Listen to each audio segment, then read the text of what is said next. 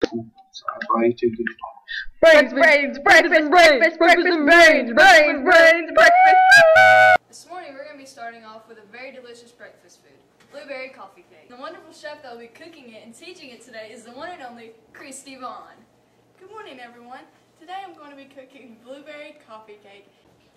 The ingredients you need are as follows: 1 package of mix, 1/4 cups of milk, 1 egg, 1 tablespoon of butter.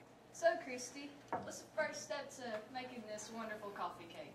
The first step is you need to preheat your oven to 350 degrees. Alright, since you got the temperature set, what do you do now? Well, temperature, a measure of how much kinetic energy individual molecules have or how fast they are moving. Your bowl and your mix, and you open the package of mix, you can pour your mix into your bowl, all of it, and next you're going to need 1/4 cup of milk. You need to measure out your milk 1/4 cup, and I have this little handy measuring spoon that you can just dip it right in and just pour it. And I like to keep my area clean, so I'm just going to go ahead and pour it in the sink over here. Next what you're going to do is crack an egg. Now you can crack your egg on the bowl. Next you need 2 tablespoons of butter melted. And you pour your butter into the bowl. And next you can stir your mix. And heat is a form of energy that results from the motion of atoms and molecules. The coffee? Yes, I did, and I'll mix it up for you. Okay, and that was 1/2 of a cup? Yes, ma'am. Alright, and for this pan I'm just going to use a regular aluminum, and then you just pour it and make sure you have an even amount across the bottom of the pan.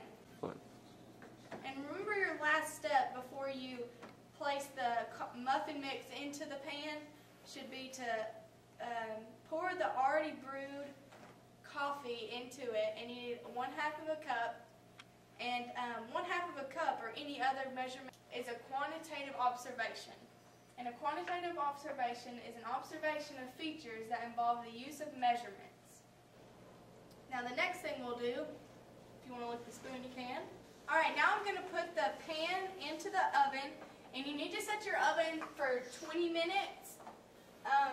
And keep checking it every 5 minutes or so to make sure that it's not burnt already. Minutes.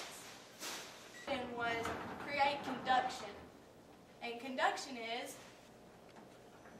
anything that you touch creates conduction, because you're touching something and moving particles from one object to the next. Thank you. Oh, well, thank you, Christy. The timer just went off, and it looks like the coffee cake is done baking. It smells delicious. And that's all we have for today.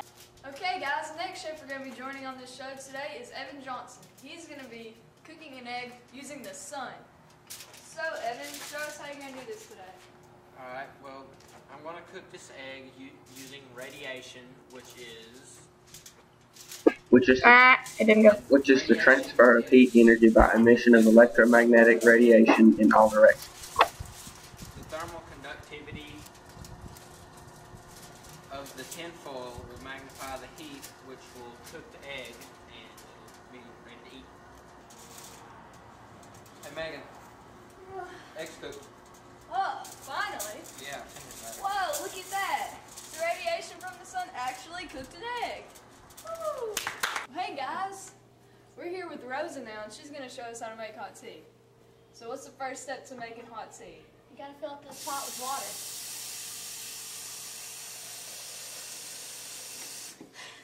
Yum, yum, yum. You stick it on the stove to boil, and then you wait.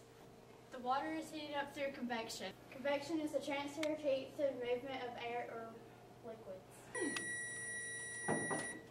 Alright, well the tea is brewed and now it went through a chemical change. Chemical change is a process in which new materials with different... Thank you guys for tuning in with Breakfast. Now you can crack your egg on the bowl